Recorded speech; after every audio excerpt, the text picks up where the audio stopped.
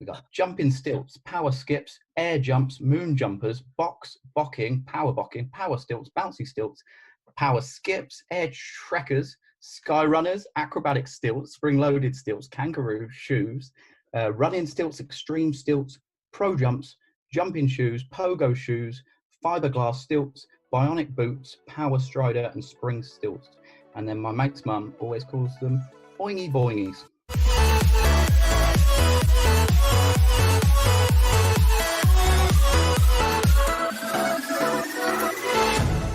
Hey everyone, welcome to the Roe Show. This week we have Ben Brason, who is a former gymnast turned live acrobat performer with a unique skill set that many have not even heard of. He's a power stilt master who basically puts on huge metal springs onto his feet and tumbles all over the world in different shows. Ben has a Guinness World Record for 26 flips in a row with his power stilts. He has also performed at the Olympic opening ceremonies back in 2012 and even on Italy's Got Talent. We discuss the community of Power Stilt, and Ben gives us an insider perspective and all the stories of his amazing shows and discusses how to train and use Power Stilts in a safe way. If you are interested in learning about another brand new acrobatic community and potential future sport, this episode's for you. Okay guys, let's go.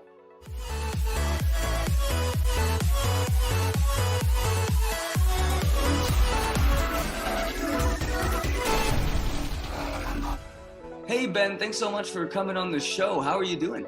Hello, yeah, thanks for having me. It is a pleasure to be here.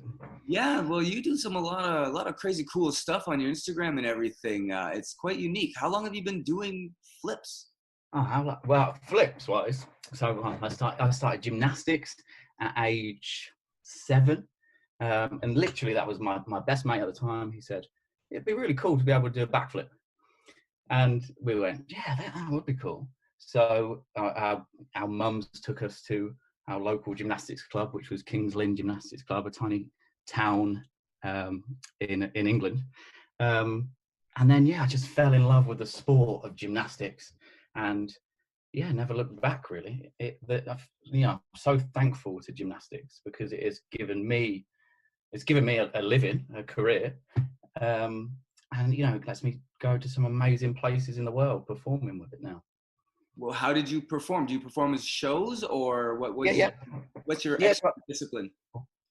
So I was a tumbler. That was always my background. I did a little bit of sports acro as well in a men's sport, but tumbling was my sort of real go-to skill. I went to Kings Lynn Gymnastics Club, then Wakefield Gymnastics Club, Leeds Gymnastics Club to just try and be the best that I possibly could. But yeah, so tumbling was really where it was at for me. I just loved the speed, the thrill, the noise of the track is just awesome.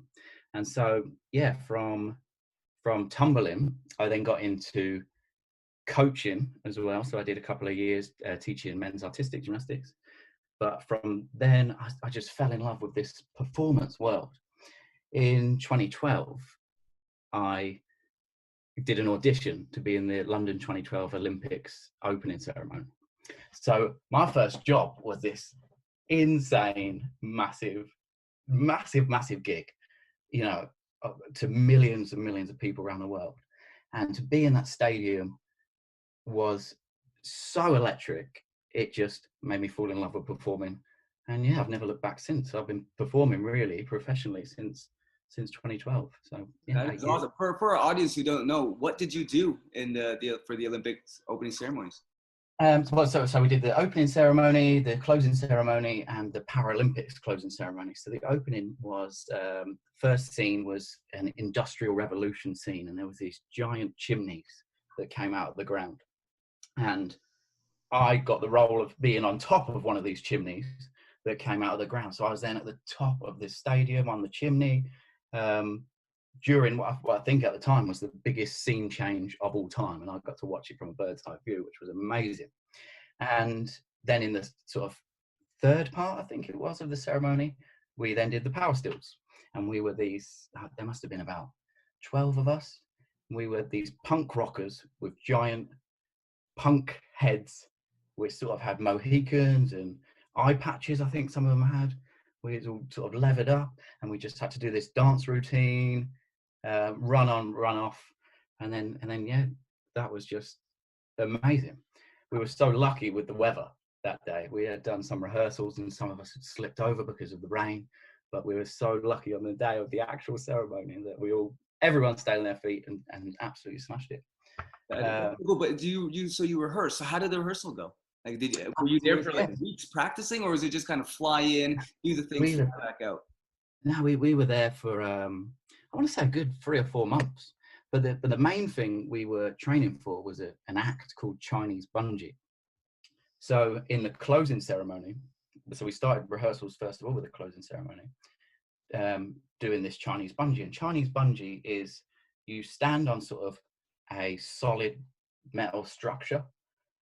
You have 2 bungee cords clipped to your harness on either side, and you literally jump off, fly forwards, do a front somersault underneath, pull on the bungee cords, and then land back on the structure.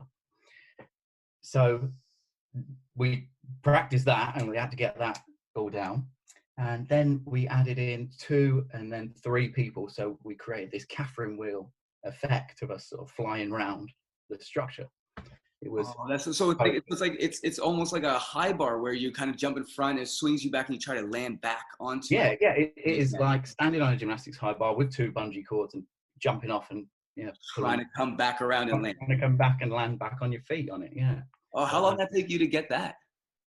Oh God. Well, I think we all learned it pretty quick. But what is so scary is pulling this bungee cord and flying towards a solid metal bar. That was just the most insane thing. But yeah, again, in the closing ceremony, everybody smashed it, and we're so proud to do that.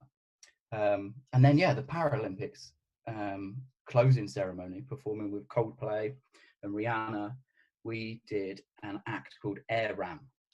Now, an air ram is what a lot of stunt performers use to, I think they sort of pull back and they can jump really high off it, because it is, an air ram is basically an electronic springboard, and you put 1 foot on it and it will just fly you up. So we were flying up this springboard. Damien did a promo video with one of them. Oh, nice. I don't know if I've seen that. Yeah, so I saw it there, and he was playing with it and stuff like that. It was cool. Yeah, it was scary though as well. This again, solid metal thing that can just fly you. It was. Yeah, you got to play that. How far do you go, or could you? So we were on basically the back of a lorry that was shaped like a giant grasshopper, and it would fling us off the lorry, and we would then land in this but I think it was meant to be a spider's net, all in this theme. We were all dressed as bugs at this time, but yeah, we would fly through the air, have to sort of do a spin or throw some confetti, I think it was, and then slide down this, big net, which was, it was so fun. Like a big giant, like trapeze net that's kind of hanging? Yeah, but kind of vertical. Yeah. And then, slide down it. That is really cool. So that was the start of your whole thing? Yeah, I was just like, I love performing. This is where I want to be, and this is what I want to be doing. Yeah. What do you like about performing the most? What is it? Is it when you're done and everyone cheers? Is it before that anxiety of, can I do it? What's going through your head? Yeah, I don't know really. I mean, I love it all. I love the creativity side of it. Coming up with an act, or training with a group of performers to create something truly spectacular. But I mean, the adrenaline when you're on stage, I feel like you just have more power when you're on stage, because you've just got this adrenaline going through you. And yeah, like you say, at the end of it, getting a round of applause is always an amazing feeling. So it's icing on the cake kind of thing. Yeah, definitely. After a hard teamwork effort. So it's interesting you say it's that team dynamic that you like. Yeah, absolutely. And just to mention my team quickly, which is Spring Loaded UK. We just created, I built it with me and my dad over the last few years. We built our own tramp wall that we can take anywhere and set up anywhere. So I love, especially with tramp wall, the team dynamic that we have on the trampoline and the wall, and working together to create an amazing show. That's cool. We interviewed Boris Verkowski from Cirque du Soleil. He said the exact same thing. He's like the head director guy there, and he's like, yeah, it's that team, it's that coordination, it's everyone kind of coming together, all the legs of the centipede moving as one, stuff like that. And that's what he likes about it. So it's cool. You guys kind of think along the similar lines, Yeah. Well, I think we all do. I mean, what's strange about sort of acrobatics and gymnastics is you're performing as an individual, but I've always experienced it going to freestyle gyms or any gymnastics club. Everybody gets behind everybody else and motivates everybody to achieve more, and it's just that sort of platform that everybody can build on. It's amazing. Yeah, it's that community. Yeah. Because when I started gymnastics, I loved my friends. My friends were there. It wasn't really about gymnastics. It was about the friends and just what that atmosphere was. You go in, you feel like you walked into your home rather than, the other way around. Yeah, absolutely. Yeah.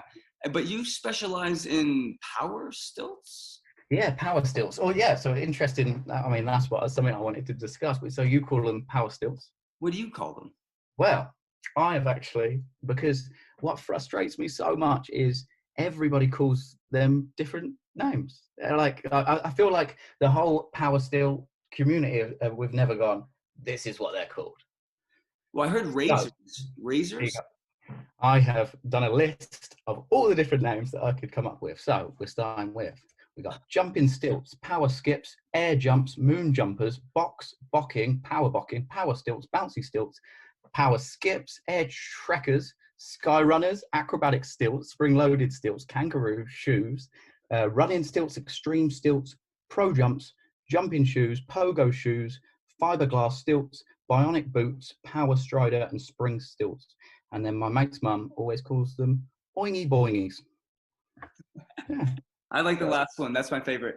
Yeah, nice. That's the marketing ring to it. You get some kids kind of playing with them. All of a sudden, I mean, there's some good ones in there.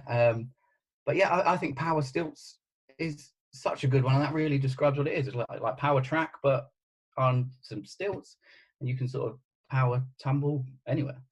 Well, and that's the thing. Like, so what is it? How did it become? Like, do you know when it started, or when did you at least start with it? So I started back when I was still at Kings Lynn Gymnastics Club, and I must have been about 16. And a guy who previously was a gymnast there, who was then working in the entertainment industry, who is now an amazing stuntman, David Grant. And yeah, so he came in with a pair of these power stilts, and he just put them on, went over to a spot somewhere and just started doing so many flips on these stilts. And so I got chatting to him, and he said, Ben, you need to get yourself a pair of these. He said, I was just standing outside a casino one night, just doing so many backflips. This is what I was employed to do, just making tons of money on these. So I was just like, as a 16-year-old boy going, whoa, this is my mind blown that you can even do something like that for a living. So my 17th birthday, I asked my mum and dad for a pair of power stilts, and they got me them. And yeah, I think I had some friends around that day, and we all sort of had a go. But I think the great thing about power stilts is you can be up and running, walking and running within half an hour. Is it hard to learn how to walk and run? No, I think the walking and running is definitely the easiest. The problem is you can't stand still, so you've got to be constantly moving. Oh yeah, you're tipping.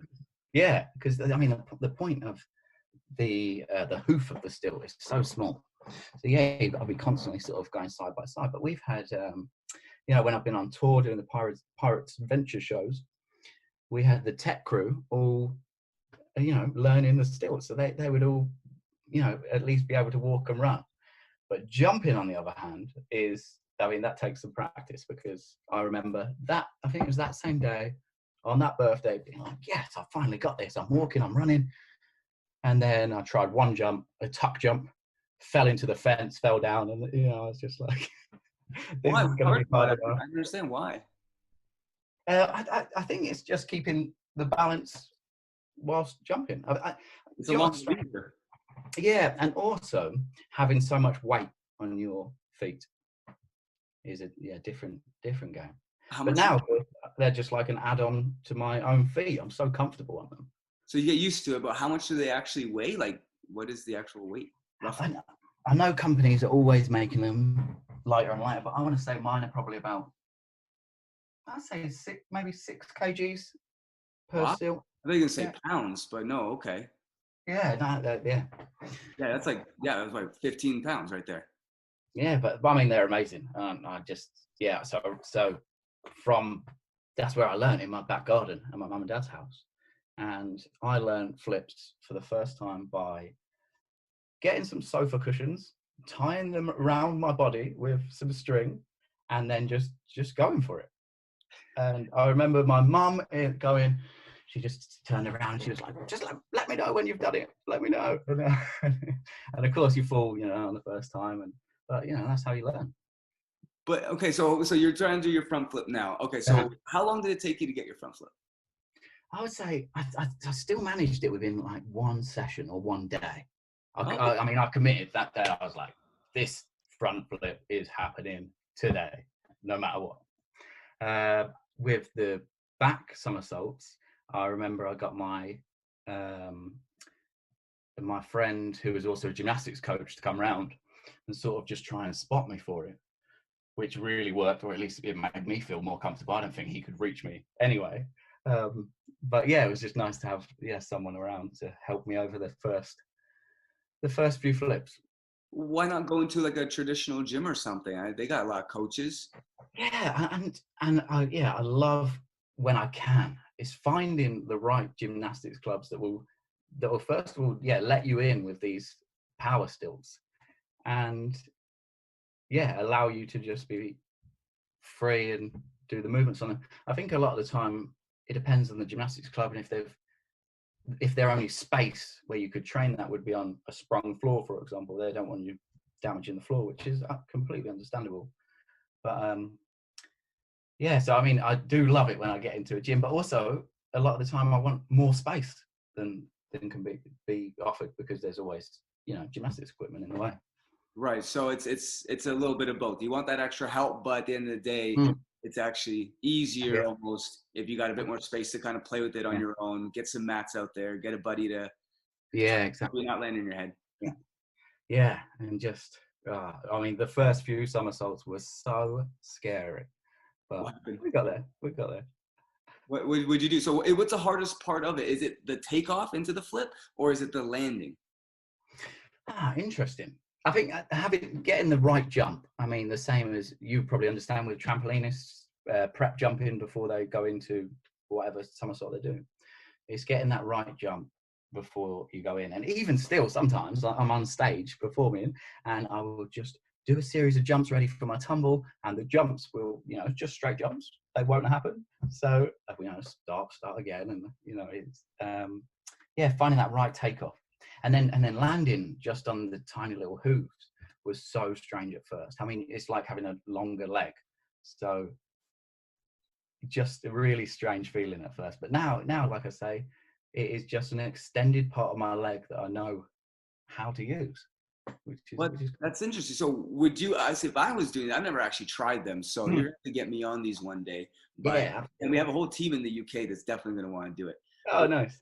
If I was going to do a flip, I'd be thinking about taking off one foot then the other, flipping and then landing one foot and the other, and dispersing that impulse, the landing, over time. Is that what you think? Does that work? So definitely two-footed. That's because I mean that's how you get the most bounce out of them. I've got the stilts here, so I can talk you through a little bit. I know for the listener they can't see, but we can at least describe through this. So the back of the stilt is this carbon fiber rod, which is similar to tumble tracks. And then what you're trying to do is compress the rod enough to give you the spring back and shoot you up. So taking off on one foot, I mean, I can bend it when I'm hopping on one leg, but can't bend this spring enough to sort of give me that power. But saying that, it has been done. One of my amazing performance buddies, Steve Bouncy Bruce, has managed to cork on one. So taking off on one foot and doing a cork on on the stilts, which is incredible. Really? That is cool. That is cool. So you got to be really strong to use this stuff. You can't just, I think, yeah, strong in your core. So when you are jumping, you can keep the jumps going where you want. But yeah, so I mean, if anyone out there is wanting to purchase some, so they work on a weight type basis. So so you're supposed to add on 10 kg to whatever you weigh. So I weigh 70, but I've added on, I think these ones are 90 kg weight, because I know now how to bounce and get that spring to bend. I can sort of put in more effort, and because I've got the higher weight, it'll make me jump higher. oh, so it's kind of like a bow and arrow for kids, and for small people, it's that's looser. Great way to describe it. Yeah, and then as you get into the professional stuff, and you know how to use the bow, you know the aim. You're not gonna just put someone in a powerhouse bow and arrow. They're gonna start killing people. But then you learn how to use it, and then all of a sudden, it's better to then get a tougher weight, like what you're doing. Yeah, definitely. That makes a lot of sense. And what skills have people done? So you got one cork off one foot. Has anyone connected any corks? Has anyone done a double flip? What's can be done? Yeah, I mean, this is such an interesting topic, because I know we haven't even brushed the surface yet of what can be done. And I would love, I mean, some of your guys who would just throw in like kaboom triples on trampoline like it's nothing. I'd love to get them on. And, so I've got about 8 pairs, and I'm going to start workshops. So really want to get as many people involved in the sport as possible. But I was chatting with my friend, Dan Lanigan, who is an amazing gymnastics coach, and he's got the stilts as well. I've done a few jobs with him on them, and we were like, what could be done on these? And I would love to say that a transition with a double somersault tumble could be done. Now, people have done doubles before, but it still would only be in a gym environment. I don't think I've ever seen a double outside. I would love to spend some time really working on them. What I've been doing at the minute is during my tumbles, I've been sort of prepping that transition, in the middle. So a series of whips, and then into a high somersault, ready for that sort of prep, and then back into the whips, and really just tumbling properly on them. And just like actually thinking of them like as part of your legs. Yeah, and thinking of them not as power stilts, but if I was on a tumble track, how would I use these? And that's what I've really been recently in training. I try to do. I train at like a local running track. That's where I find it's the best, because you've got the rubber hoofs reacting with the rubber of the running track, so it kind of feels like it keeps you really stable, and there's no slipping. I was gonna say, like, does it slip? It's all rubber, right? So is there any surface area you can't jump on with these? Yeah, I mean, doing so many different jobs, there's always a stage that's made out of something different. Working on a kind of a shiny surface, if there's even a little bit of moisture on there, it just slips so quick. Really? But I think over the years I've fallen a few times, but most surfaces seem to work okay. I have somersaulted in a sports hall once and fully broke their floor, like went through and snapped the wood of their squash court, and I did not. I was gonna say, how much pressure is coming down with that? Is it just your body weight plus the extra 15 pounds roughly? Is that, or is there something more to it? Yeah, it's interesting. So I, on my risk assessment, say that there is a 1 ton of force for the stilts, but I would love to get on a proper, I don't know what you even call them, the sort of plates, and just try and jump as hard as I can and really see how much that is, because it must be a lot of pressure. Well, you think like in the bottom of a trampoline, it's something like 6 times your gravitational weight. Wow, basically. So I'm assuming that because yours is tighter than ours, so ours is more dispersed over time. Yours bang, bang, bang. That's got to be hard on the spine, right? Yeah, definitely. I think a lot of people do suffer with their back sometimes from that impact that it causes. But if you keep tight in your core, it works. And are you always like leaning forward, going with it, or do you have to be straight up and down? Again, it depends. Same as doing somersaults on different surfaces, you can keep it, on the trampoline and keep it in the spot if you want, or change the angle of your body and move the somersaults. What I've really been focusing on recently, because I got the world record for the most amount of continuous backflips, but that ended up taking over 100 meters in distance, so a full side of a running track. So what I've really been prepping recently to even increase that world record even more is to just do tuck back somersaults and just really keep them on the spot. I think that's going to be. What if you go around in a circle and find a big track and just keep going around? That'd be great. That would be so good. Is it hard to stay in the same spot? Because like normally in acrobatics, you say the 1% rule, meaning you got to be off balance to create a rotation. Plus, of course. So are you on balance? Like, is it able to do this gainer sort of motion, or is it just lean back? Yeah, I mean, there is. Yeah, difficult question, I think, because I think a lot of people do just want to create that momentum and go backwards. But for a single somersault, even a lot of people will still take. You do it on a trampoline. Why can't you do it on stilts? It's just an extended leg. The mechanics are the same. It just means you need a little bit more of everything. Yeah, definitely.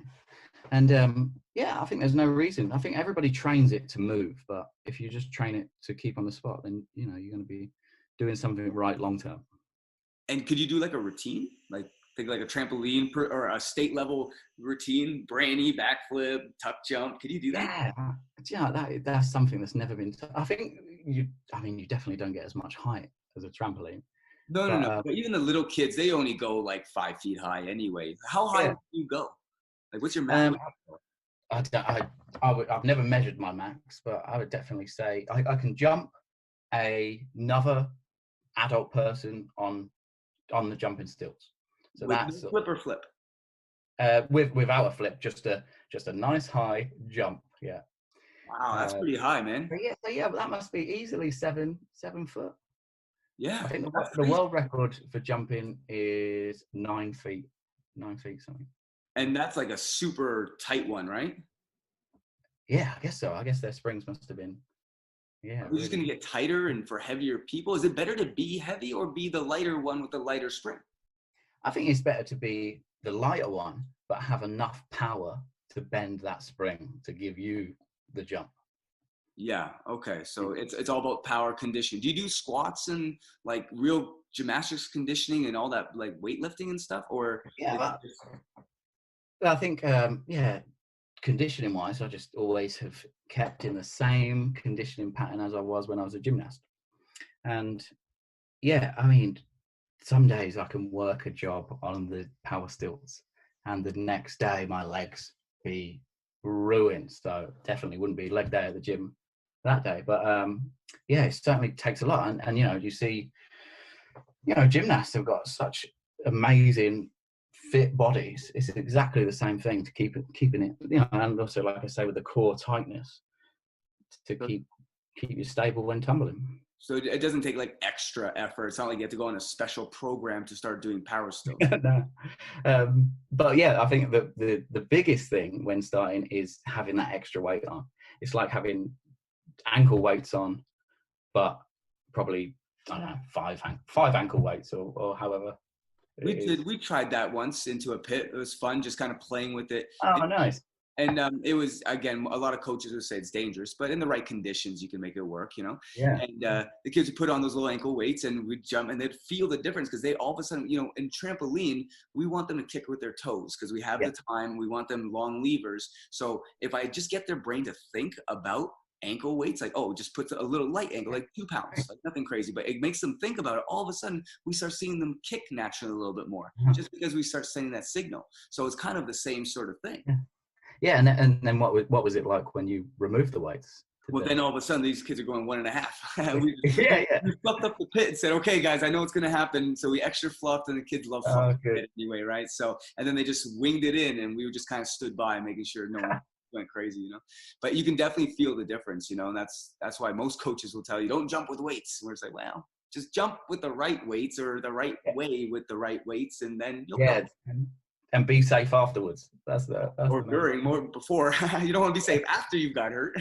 That defeats the purpose a little bit. But no, that's cool. So, okay, so what's like your favorite combo? Like I've seen your stuff, you're doing back folds, you're doing Brason, you're doing backflip, front flip. Like what's your favorite combo that you could remember?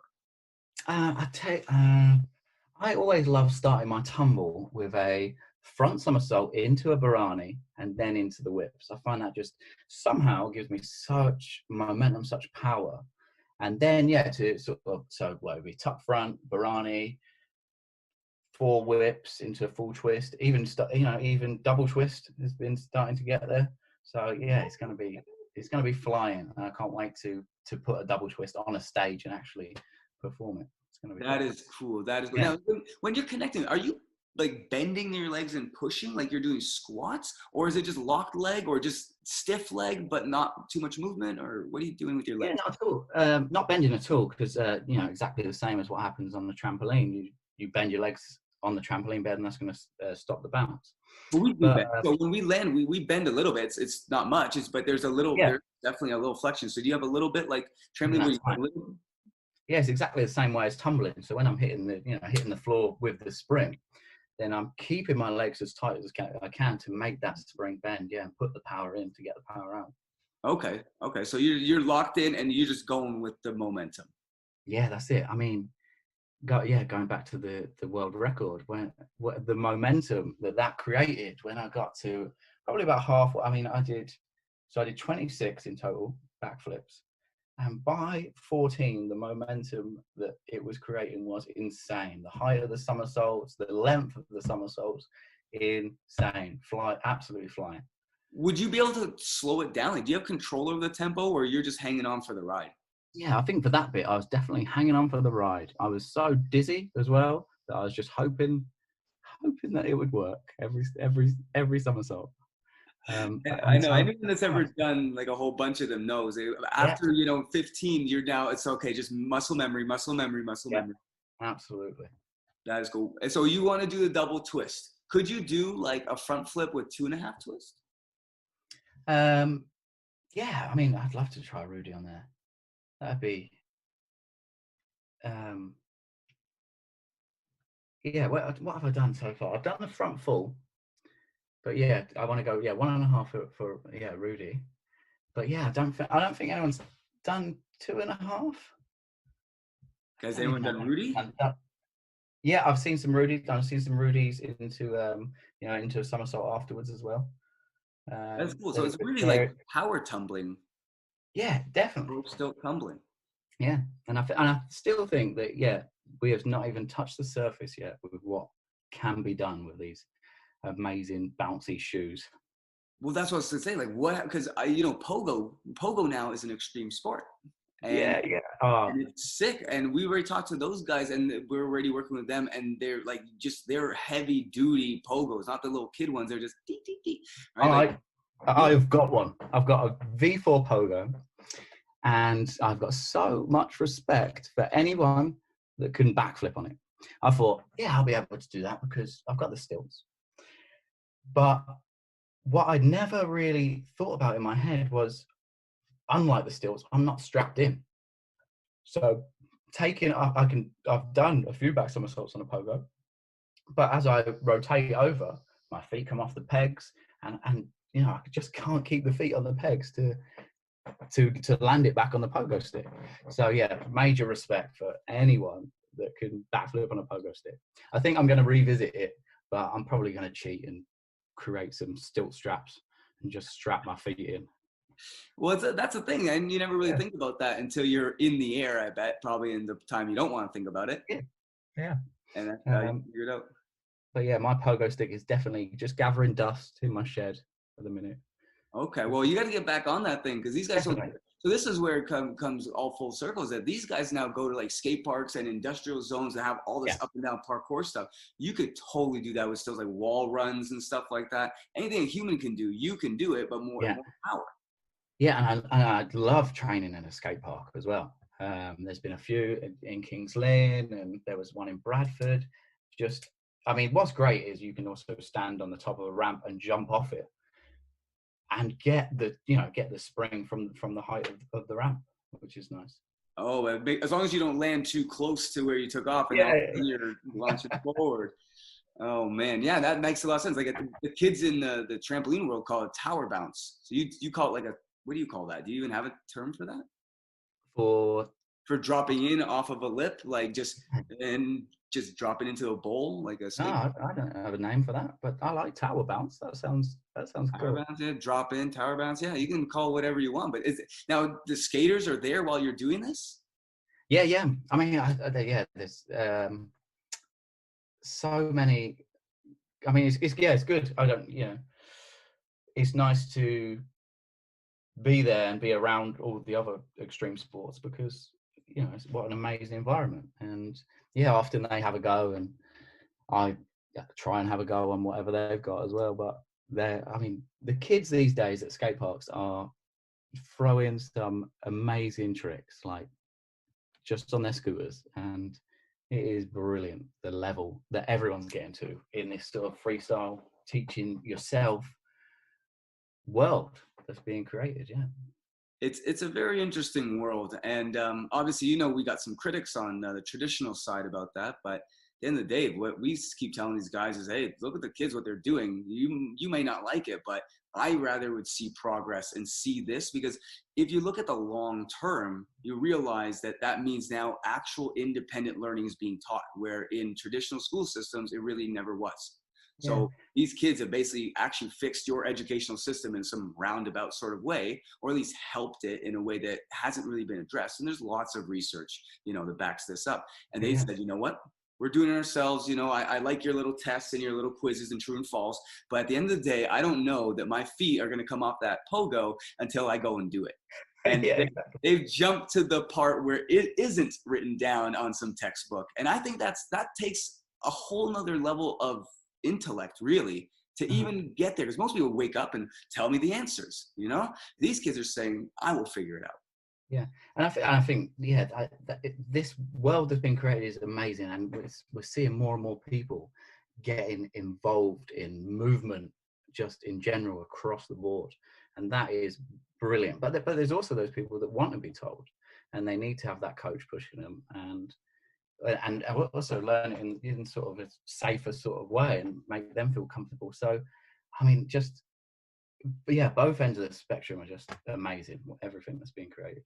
Yeah, I agree. Coming from the traditional side, I wouldn't be able to do what I do now and jumping off cranes and this, that, and the other. We're going to wind tunnels and not completely wreck myself if I didn't have that base. And that's what we're trying to tell these kids. So but I think naturally the base is basically going online now. Instead of having to go to a certified place with certified people, whatever that means, now all of a sudden it's just through Wikipedia, through Google, YouTube, podcasts. Right? There's more information in these kind of podcasts than, to be honest, I've listened to so many podcasts since we launched, and I've learned more than anything I learned in high school, just because I heard it from people, like having discussions just like this, where I'm actually learning. It's not like I already know all this.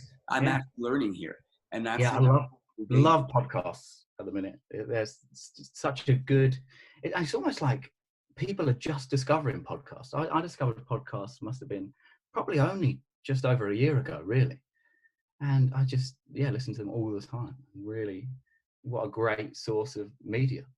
Well, yeah, I used to just listen to lectures on YouTube and stuff, and the lectures are good, but they kind of all sound the same after a while, right? And there's tons of stuff on biology and psychology, and every day I have my little class and everything, and I start the day with more information and end the day with more information.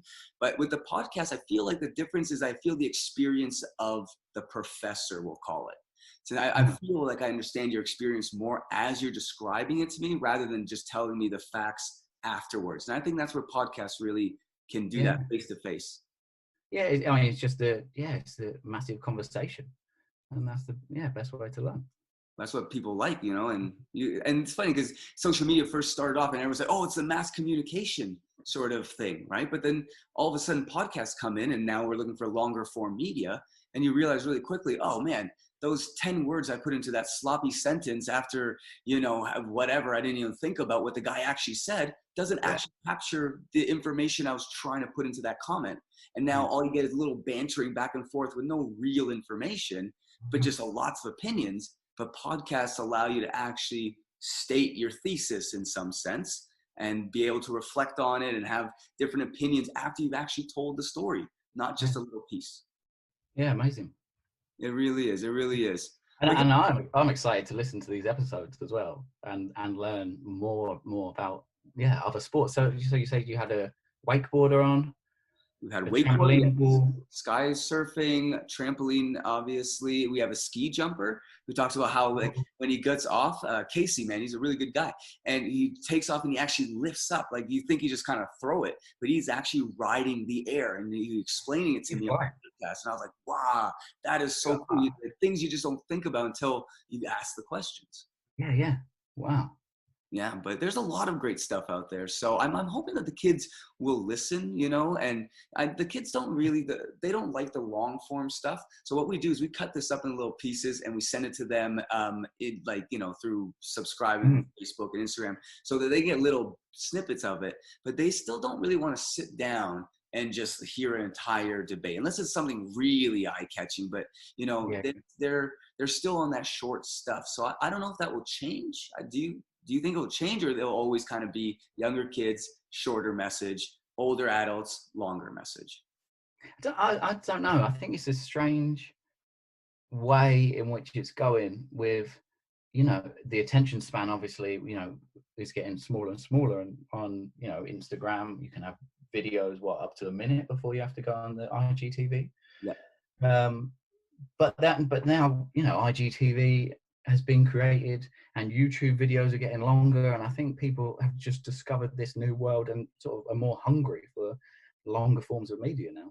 Yeah, I agree. I think it's actually a sign of good people wanting education.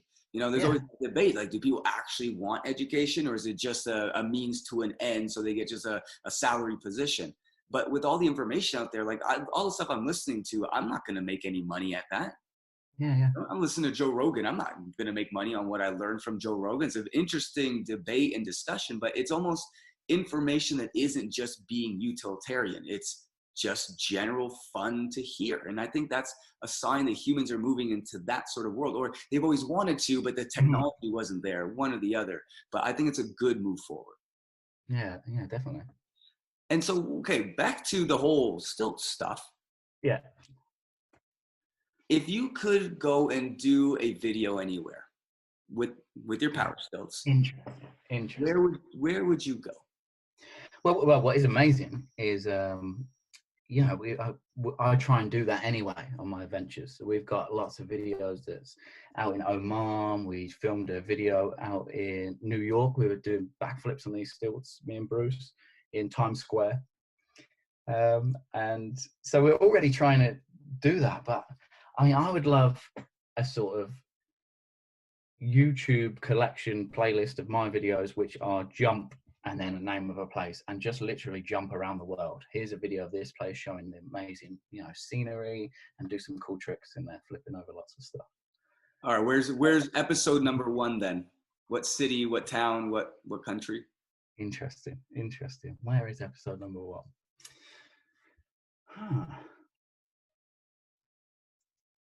Oh God. So many good places. So many good places, yeah. And I'm so lucky that I get to travel with my job anyway. But I've always wanted to venture over to like Australia or New Zealand. So potentially one of them would be good. There, can you swim with them? Like, could you theoretically jump off like a boat with them on and swim with dolphins with your stilts on? I feel like it would be more a case of sinking to the bottom with. Yeah, I guess so. You have to have some pretty serious upper body strength. Yeah, wouldn't you, to keep afloat? What about Rome? What if you went to like the Colosseum? We did a tumbling job out in Rome. So unfortunately, I didn't have the stilts, but we got to see the Colosseum. We was on Italy's Got Talent. Doing an air track show. Yeah. How'd that go? Which is fun, but so amazing to see Rome and eat all the amazing food. I just love whenever I go to a country just to experience as much as I possibly can. Yeah. How was the show? How did you get on the show? Give us a little insider perspective on all that. Yes, that was with my performance partner, Dan Lanigan at the time, and Steve Gilmore. And we had got contacted by an agency. I can't even remember the name of the agency now. and they said, "Do you want to come and do a tumbling act for Italian TV?" And we thought, "Yeah, this will be great." And then we got there, and it was Italy's Got Talent, which kind of not what we signed up for, but still amazing to have such fun anyway, and get paid for it was even better. That is really awesome, man. That is so cool. And so what other kind of acts were there that was like eye-catching that you never thought about? Although we didn't get to see any of the acts, but we kind of worked out that it was Italy's Got Talent because the backstage area was full up of so many weird and wonderful things. You had roller skating duos, ventriloquists, magicians. And I remember just turning to my mate and being like, "Doesn't it feels like we're on a Got Talent show?" And so we asked, and we were. It was. You didn't even know. We didn't even know. It's so strange. Yeah. That's right. How did you accidentally get on set? That was just through the agency who would. Man, that's funny. That is really, really cool. How did you guys do? We got through to the first round, and then I never heard anything since. So. That's what happened to us. I guess we were not the only ones. Yeah.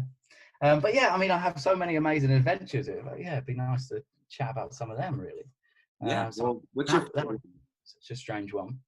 We had last year out in China in a place called, or just below Nanjing, we did a car launch show for Chevrolet. And I think for performing for so many years, you do get used to being on stage and you don't have as much adrenaline. But we did this show and we had rehearsed it all. There was probably about 8 stilters. And we had our act down, everybody was smashing it. And then a couple of hours before the show, we had the biggest thunderstorm ever. And it just rained, torrential rain. And so we went outside and we had to test to see whether our stilts would still grip to the floor. And they did, which was fine. So we went backstage and it was, waited until the show. I think the show got a little bit delayed because of the weather. But what we didn't take into account in our own minds was it was still raining. So the water on the ground at this, I think it was maybe like an airfield or a testing place for the cars so they can go as quick as they want. But the ground was just filling up and it must have been a couple of inches deep with water when we were then performing this show, which the footage looks amazing because we're splashing with the somersaults and the lighting looks so good. But I remember just the adrenaline being so insane because we had no idea what was about to happen, whether anyone would stay on their feet, and everybody stayed on their feet. I managed to smash out all the tumbles, and it just went really well. And the adrenaline from that was out of this world. Yeah, that is really awesome, man. That is cool. Perseverance, right? And I think that's what I'm always searching for with shows. It's the next show, the bigger, putting in the bigger move, getting as much adrenaline out of shows as I possibly can. I mean, that's the whole reason for building the tramp wall. The tramp wall fills me with adrenaline, and anyone who's not tried tramp wall, I would encourage to, definitely try it. I think we struggle a little bit in England because we don't have many tramp walls, and if we do at a trampoline park have a wall, it's often with a rubbish trampoline. So it makes it so much harder. Yeah, it's like they did well, and then trampoline, the wall never really kept going. It's stayed a niche sort of thing. I've been to trampoline parks before where they I just bounce to the top and land on the wall, and they're like, "Get down from there! What are you doing up there?" And that's the whole reason for creating Spring Loaded and our tramp wall. And I would encourage anybody who wants to have a go with tramp wall, just get in touch, either with me or Spring Loaded. Because we've finally got amazing trampoline, a 5.5 meter high wall with windows that can travel and be set up anywhere. So if anyone wants to get in touch, then just let me know and we'll work out where we can set it up. And well, I got some ideas for you, that's for sure. I got some UK guys that want to try the stilts and they want to try the wall, and we're gonna put the stilts on the walls. and we Yeah. went boom, boom, boom, boom, over with the stilts. And I don't know, would you be able to do that? Like, is it too heavy to do wall trampoline with the stilts on? You think you just teeter forward and smash your face? It's always been in my mind of doing that. So there will be definitely a video as soon as we are out of this lockdown. We're still in lockdown at the minute in the UK. Yeah, I'm going to try that. That's going to be great. We've done it before where we turn the trampoline lengthways and we have, as people are wall running or juggling, we have somersaulted the trampoline at the same time. So it's coordinating the stunts like that. It just looks amazing. The show is insane. That is so cool. That, I was gonna say, like, what happens if you're doing wall tramp with the stilts, but then all of a sudden you kind of bail out and then realize, uh-oh, I can't land on my feet. Would you like puncture a hole through the trampoline, or would you fly off and break an ankle, or what would happen, you think? Yeah, I don't know. I think they would certainly do some damage to the trampoline, or, I mean, the points are so small at the bottom, but I would just back bounce my way out of there and get off of that trampoline. That's what I would do. That is so cool. So, okay, so let's say you have a really high wall or a high anything, really. How high can you jump and then land on these things before they break or you break? Yeah, I mean, interesting, actually. We've not spoke about them breaking, because that is exactly like a tumble track, rod breaking, that spring down the back, that can snap. And that's why it's so important to get the right weight and also break in your stilts. If you get them brand new and you go and try and jump as hard as you can, they're not softened and they will just end up snapping. Yeah, so they are scary. And again, going back to what can be achieved on them, it's more, I know these things can be achieved, but do I trust that the rods won't snap when I go for it? Yeah, really. That's what I was thinking. I'm like, you have no idea what's going to happen. If it's one day or something. So you've just you really got to just go for it, and maybe at least have a mat. But I feel like if they were to break, what would happen? Like, have you ever jumped on one and it broke while you were? Yeah, completely. So the spring down the back absolutely just snaps in half. And then there's other places as well that break, and then we often have to change the hoofs because they sort of can start to wear away if you're doing a lot of especially on hot surfaces. When I've been out to the Middle East, I find the hoofs just wear away all the time, and then you start bouncing on metal, and that just doesn't go well. But we got, it's important to check your stilts. I've just got a set of stilt specific tools that I take with me to all jobs and check them all the time.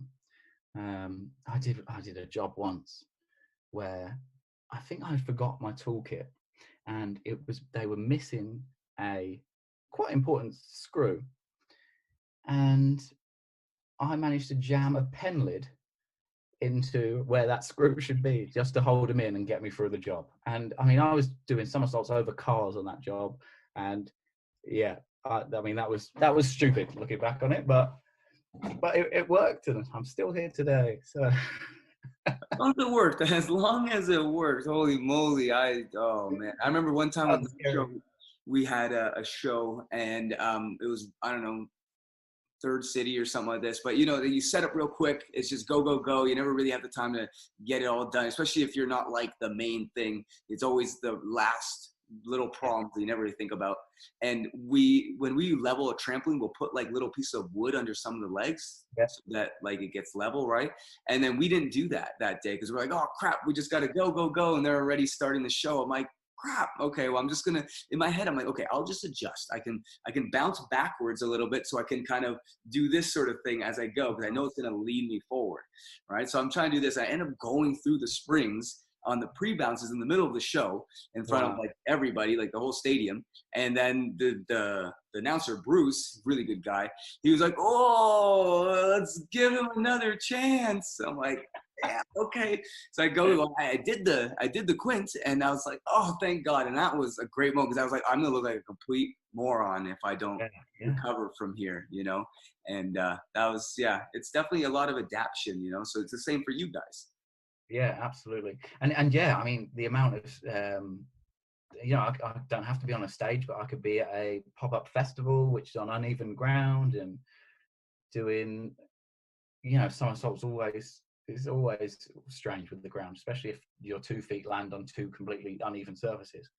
I had a child run underneath me once, and I managed to somehow, and I never know how I did it, but managed to just mid somersault kind of move my body sideways, yeah, and just miss this kid. And it was just, yeah, it's amazing what can happen under pressure, and what the human body can do, and what movement can be achieved.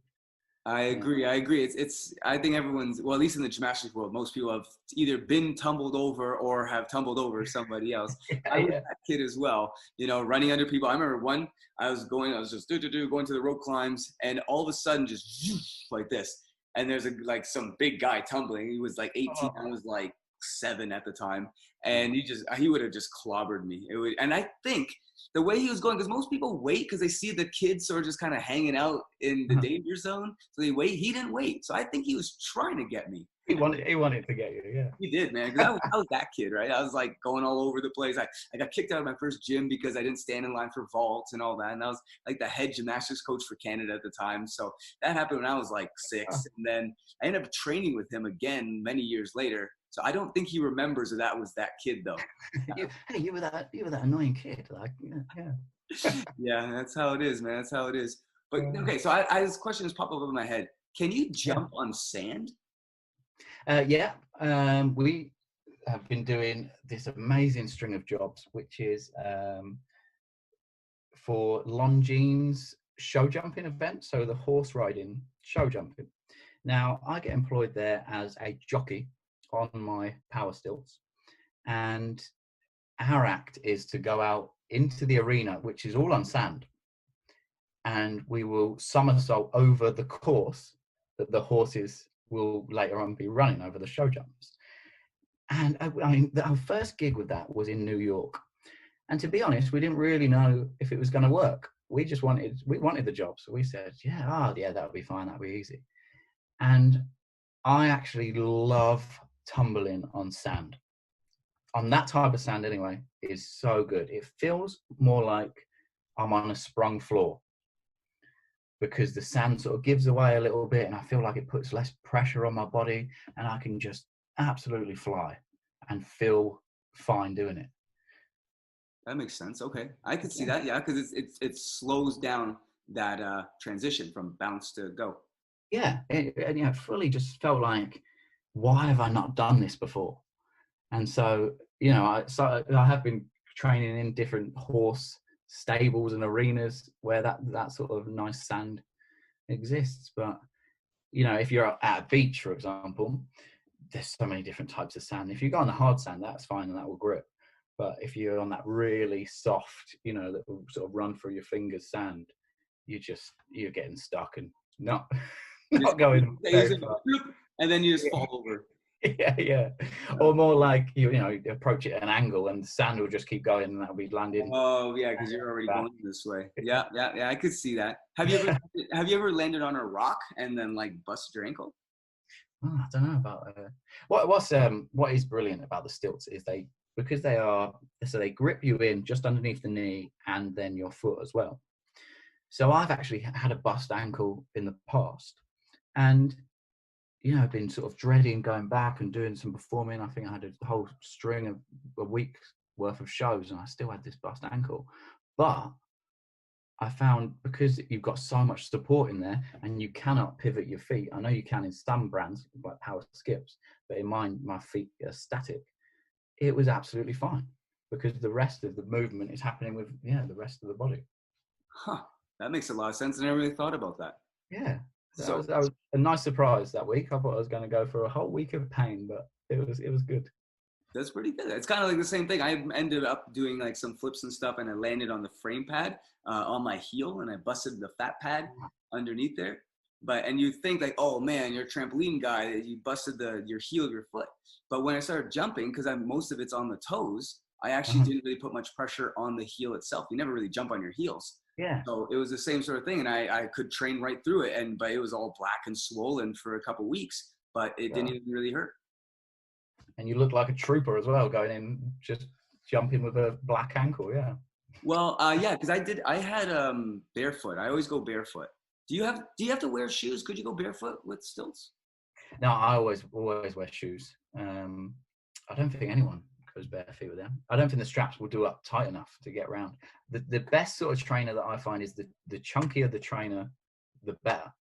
And literally, I think that's because it sort of, I feel like I'm strapped in tighter with my shoe. It's like a sport, no, a snowboard bindings, and you just kind of, you're in. Once you're in the board, you're in the board.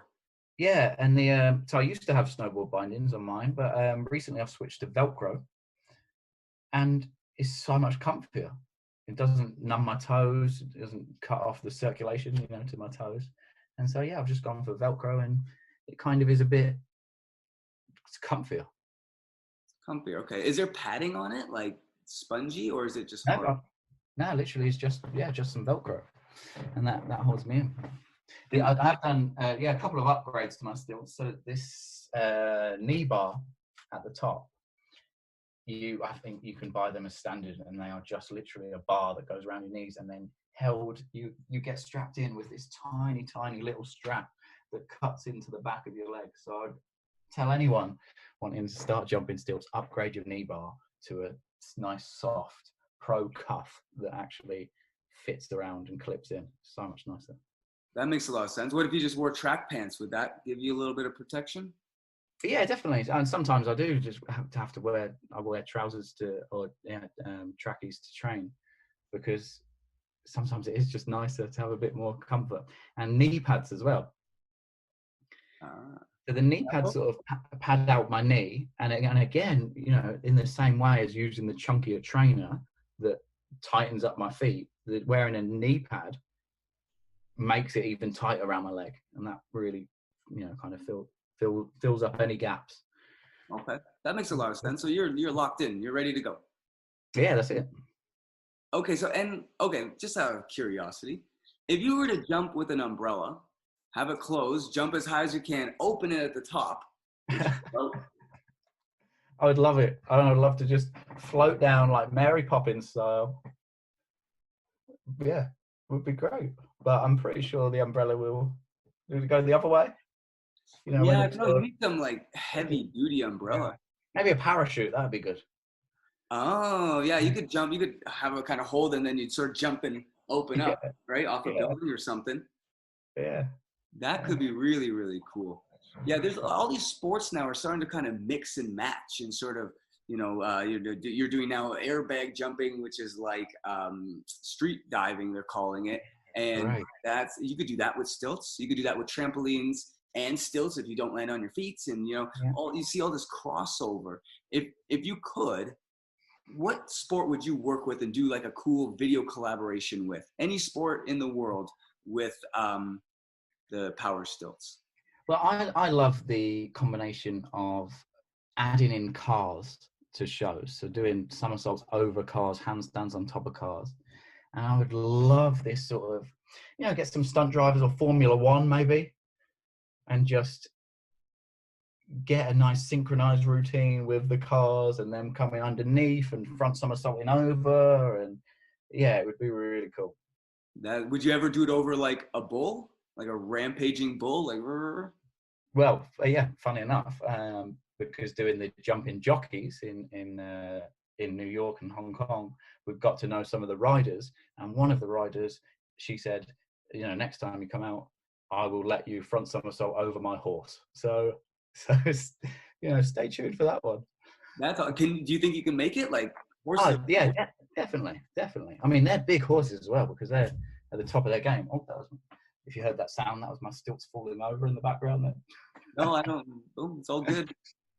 But okay, so how far can you go then? Like 4 horses? They used to jump over horses back in the day before they invented trampoline and everything. They'd run down like a ramp and kind of do like a beatboard thing and jump over like elephants and horses and stuff. How many could you line up? And how many horses could we jump? I don't know. I reckon 4 if they were all probably side by side. Maybe more. Because what I do really want to flip, I really want to flip, and I know that will happen soon, is 2 cars just parked side by side together and go flip over 2 cars. It's gonna be cool. Could you get enough height to flip onto the car and then front flip off the car? Yeah, it's interesting. I can get enough height to jump and stand on top. I've got, for one of my shows, a sort of top board of the car so it doesn't damage the car, which is quite nice. So we can definitely get enough height to jump on and land on to our feet. But yeah, could I add a somersault in there? Maybe. Yeah, I reckon it could be done. It could be done. Powerful ones. Yeah. That is so cool. Now, what if you were able to like surf with it? So you have a big extra board, so you could theoretically like jump onto it from the land off a dock or something and land on like a surfboard. And like you could do, actually, here's an idea. Oh, this could be good, because you're saying that you can't stay still, right? But if you have a wakeboard and you're holding on, you would have that third point of balance with your feet. So you do a front flip on, quickly grab it or something like this, and then you could wakeboard on your stilts. Yeah, nice. Or maybe there could be another wakeboard and you can jump between them. That would be cool. We did. I had a show out in Holland, Trampoline Wall, jumping stilts. There was loads in the show, but what was amazing is the set was 2 islands, and there would be this sort of stepping stone bridge between the 2 islands, and I would have to put on my stilts in the sort of the trampoline wall, the sort of housing of the tramp wall, and then run over these they would sink into the water, stepping stones on the stilts. And I don't know how, we did 2 months of this show, doing 3 shows a day. I don't know how I didn't fall into the water. It was the scariest part of the show, was doing that stepping stones, Takeshi's Castle run on the stilts, but it worked. That is cool. It's like sinkers and floaters. There's an old show called MXC, Most Extreme Elimination Challenge, and they would they'd have is rocks, and they had to run across the rocks like what you're saying. But some would be like actual, like just fake rocks that just look like they're floating, and then as soon as you step on them, you fall in the water, and it's a chain underneath. And the other ones are actually strong. So the guess is which one actually works. Yeah, I've seen it. It's great. That would be awesome. That would be really cool. But okay, so we've done a little bit of brainstorming, and we're going to get our guys to come and work with you a little bit on some of this stuff. Tell me about your. So you said about a UK team. Yeah, we have a UK team that does a lot of good content. We have several content teams around the world. We're basically teaming them up with different sports to basically, because everyone's so focused on doing quints, and we're saying, no, the trampoline, there's so much more you can do, guys. That's boring. It's old news. Once you've done one, what's next? And it's like, okay, so we can mix up with wakeboarding with trampoline, and X-Pogo with power stilting, and trapeze with some kind of aerial whatever neon stuff, and start changing these things and start collaborating different industries together. So we have a team that would definitely love to do something like that, if you would help them out and teach them a little bit. Yeah, great. I've just started a new company which is all about acrobatics, circus, gymnastics, and dance workshops, called Academy of Movement. And we really want to get everybody moving. So anyone that wants to try something out for the first time, or progress in some sort of movement, whether it is gymnastics or circus, jumping stilts, air track, tramp wall, we're there to give to the masses, and let everybody learn and get everybody moving. So just get in touch. Yeah, definitely will. That's awesome, man. I really like your stories. It sounds like you have a really adventurous life, which is really, really cool.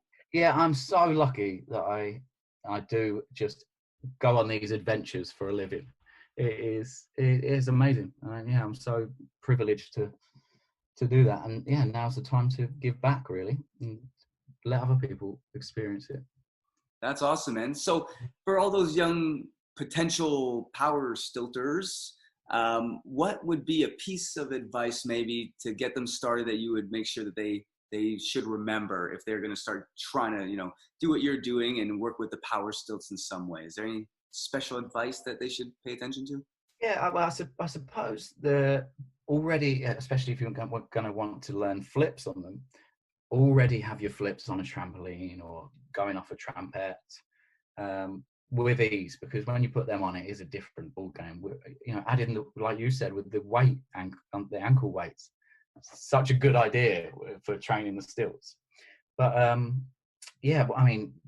definitely protect yourself. So wear a helmet. I used to wear wrist guards all the time so that if I did fall, I would be able to put my hands down without shattering my wrists.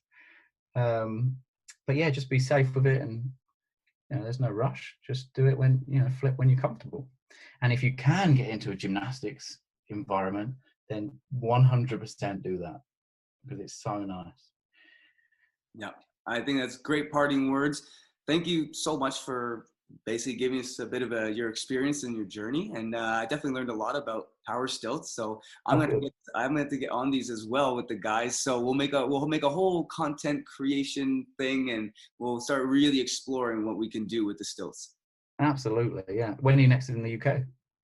Oh, well, I suppose it's hard to tell at the minute. Yeah. Yeah, it's tough right now. Everything's postponed until further notice. So Yeah. we'll have to figure out. But we'll let you know. So thank you again for coming on the show and giving us a bit of your insider perspective on this whole new thing. I never even knew this thing actually existed, to be honest. Until I started. How did you find out that they did exist? Well, I was doing some research for awesome freestyle sports. And I was like, and it came up like top 15. I'm like, hey, that's cool. What's that? Yeah, and we've settled on the name Power Stilts. That's what we're going for. Power Stilting it is. Okay, we're going to do that. We're going to make a whole new generation of Power Stilters. Say that 5 times fast. All right, man. Thanks so much for coming on the show. And thank you for having me. Thank you. It's been fun.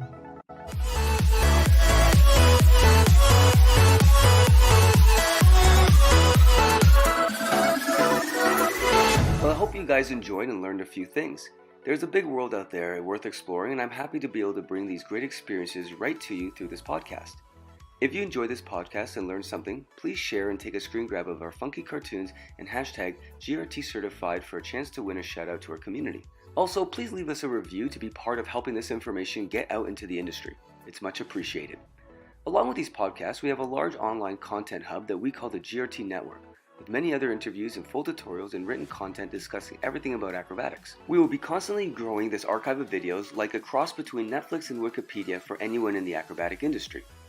We also have a complete online educational program for athletes of all levels that provides a do-it-yourself pathway to success for any acrobat. Check out our constantly growing library of playlists that will teach you anything from tightening up your social media, to how to get around fear, to even learning all the biology that underlies all your acrobatic skills. We work very hard with our team around the world to provide this exclusive content for you, and appreciate any donations made to the FTA to help keep these episodes coming at you. And if you want all the content, become a GRT Network full member to get exclusive content before everyone else and access to special discounts and giveaways through our amazing global partners. Thanks guys, see you next episode.